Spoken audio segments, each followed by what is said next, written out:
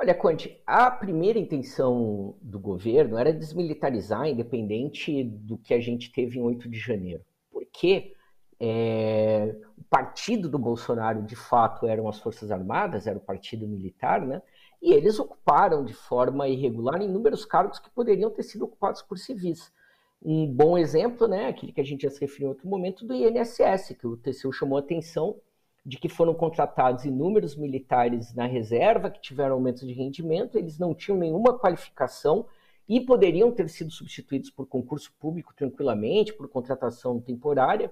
Foi só um agrado do Bolsonaro com a categoria e não resolveu em nada, porque terminou o governo Bolsonaro com as filas no INSS ainda maiores, né? Então, haviam militares demais em todas as funções, né? Havia um excesso, mesmo nos últimos governos militares, não haviam tantos militares quanto no governo Bolsonaro. Então, inevitavelmente, o governo iria desmilitarizar a estrutura do Estado. Obviamente, o 8 de janeiro acelerou tudo isso, porque ficou evidente o papel, e ontem o Lula reforçou mais uma vez, e é importante que ele reforce, porque tem doído bastante no ouvido dos militares ouvir isso.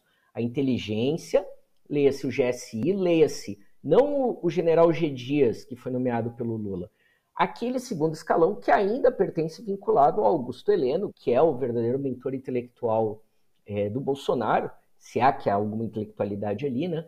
E que faz parte desse núcleo central, Braga Neto, Eduardo Vilas Boas, enfim, de conspiradores contra o Estado desde 2016.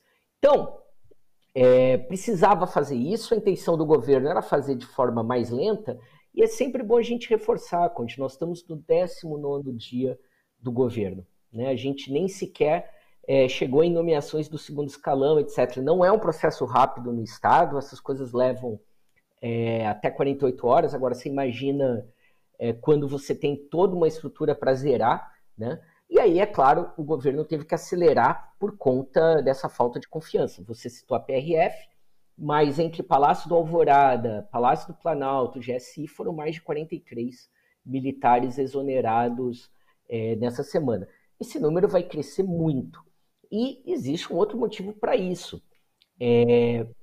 Como a gente viu ali no boletim, o Ministério Público Federal, o Supremo Tribunal Federal, a Polícia Federal, continua suas investigações e as prisões relativas ao que aconteceu em 8 de janeiro, mas não só 8 de janeiro, os atos golpistas de maneira geral. O Ministério Público ele tem trabalhado com 4 tipos, tem classificado os investigados em 4 núcleos.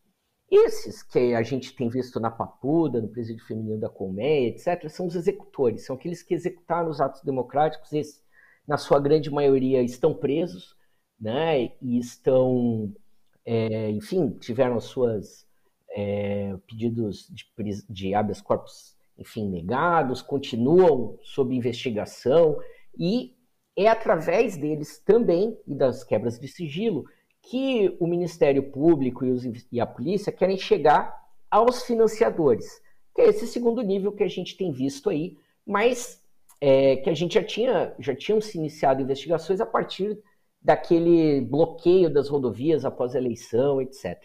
Depois disso, a gente tem as autoridades que foram omissas, que é o caso do Ibanez, que é o caso do Anderson Torres, se investiga, né, se há outras autoridades, como por exemplo a Guarda Presidencial, etc. E aí a quarta, os incitadores e mentores intelectuais dos atos golpistas, né? Porque isso aí, como a gente sabe, é o gado. Mas quem tocou a boiada, né? Obviamente, de novo, Lula já disse isso com todas as palavras, está aí Jair Bolsonaro, não tem nenhuma surpresa sobre isso, e o cerco sobre ele vem se fechando, depois a gente pode falar mais sobre isso, mas até o PL tem recomendado, que primeiro tinha sugerido que o Bolsonaro voltasse logo dos Estados Unidos, já tem achado melhor que ele fique por lá. Mas há uma avaliação comum, tanto do PT quanto do PL, que o capital político do Bolsonaro está se desmanchando muito rapidamente, e que ele tende a ficar isolado e que hoje ele só tem popularidade dentro do seu próprio partido, PL, e ainda assim uma presença incômoda. Tirando o Bolsonaro, sobra os militares, né? As digitais deles estão por todos os lados nesse processo.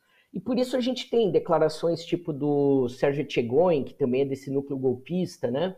Junto com Michel Temer, Eduardo Vilas Boas, que foram protagonistas do golpe contra Dilma em 2016, foi um dos que aproximou o Jair Bolsonaro da alta cúpula do Exército.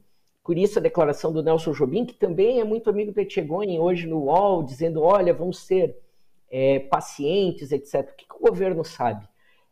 Tem que separar o joio do trigo. E tem que isolar e vai ter que acabar com essa ala radical, com os hostis, com o núcleo golpista dentro das Forças Armadas. Isso não se faz da noite para o dia, né? E isso é bastante delicado, porque os militares são, acima de tudo, corporativistas. Então, mesmo que um determinado militar não seja um bolsonarista, o sentimento dele vai ser de proteger a instituição e seus colegas, etc. Então, agora vem uma operação muito cirúrgica. O que o Etchegoni e o Jobim estão fazendo é a operação abafa, é dizer, vamos pacificar, vamos deixar isso para lá, mas não caiu a ficha ainda do Exército, porque eles continuam fazendo reivindicações para o governo para chegar nessa pacificação. Então, com isso eu quero dizer, é muito bom que a gente tenha os executores presos, é muito bom que a gente esteja chegando aos financiadores, tem muita gente do agronegócio para ser preso também, para cerrar essas fileiras, a gente vai chegando nos fios parlamentares, né, como esse rapaz que é assessor de um deputado. Agora, e a gente já falava disso na semana passada, o grande problema do governo é como lidar com esse núcleo bolsonarista que está na cúpula das Forças Armadas, e isso até as emas do Palácio do Planalto sabem.